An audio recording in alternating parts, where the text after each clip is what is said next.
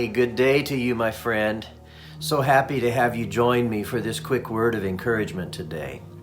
I want to share a story with you that I came across recently, and I hope that it will be a blessing and an encouragement to your faith as it was to mine. This is actually a true story that took place right here in Oklahoma. It had been a quiet, pleasant evening at the nursing center, and the nurses and residents alike were enjoying the cooler weather when the scream of the local tornado siren tore through the night sky, warning everyone of the impending danger. The nurses and the aides looked at each other in surprise. Then they quickly began moving residents to the safe rooms. One of the able-bodied residents sprang into action, quickly pushing one wheelchair after another into the small shelter room as frightened residents tried to comprehend the sudden change of events. Well, after the residents were moved into the rooms, one of the 80-year-old residents, seeing the fear in the eyes of the frightened residents, stood up from her wheelchair, and she announced to everybody in the room that she was going to lead everyone in prayer, which she proceeded to do.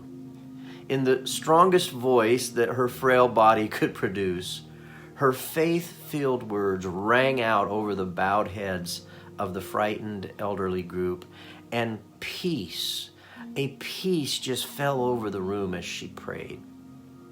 Though peals of thunder crashed through the darkness outside the building, by the time she was done praying, the people were in a different frame of mind. The woman's roommate, who had leapt into action earlier, helping to get everyone quickly into the sheltered rooms, then began to sing a joyful hymn, and soon everyone else joined in. That night, amidst fear and uncertainty, workers at the center could hear the angelic voices of the residents resonating out with faith from their safe rooms. Let me ask you, what do you rely on to get you through the hard times in life? You know, everyone puts their faith in something. Where is your faith?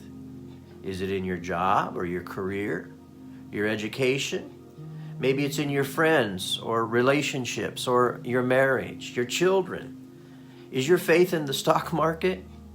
What do you rely on to make you happy, to take care of you, and to save you from sickness and sorrow? Whatever your answer is, that's where your faith is. See, we tend to invest our time, money, and energy into what we believe will make us the happiest, what will get us through life with the most advantages. And whatever we give our time, money, and energy to, that is the power we are really believing in. It may be our image, our careers, our educations, relationships, or it could be our God, our position in the community, or maybe even our children. Knowingly or unknowingly, we are worshiping it with our thoughts, our time, our finances, and our energy. And that is where your thoughts are. That is where your faith is. Again, everyone has faith in something. Your actions tell the truth about where your faith really is. For many, their words say their faith is in one place, but their actions speak a much louder truth. How you live your life shows what you really believe in. It wasn't great courage the woman and her roommate had that night. It was great faith. They had faith that they would be protected no matter what destruction raged in the storms around them. They chose faith instead of fear. Their faith was so strong, it helped others not to be afraid. Faith, my friend, is simply trust and confidence instead of doubt and fear. Viktor Frankl said, "A weak faith is weakened by predicaments and catastrophes, whereas a strong faith is strengthened by them."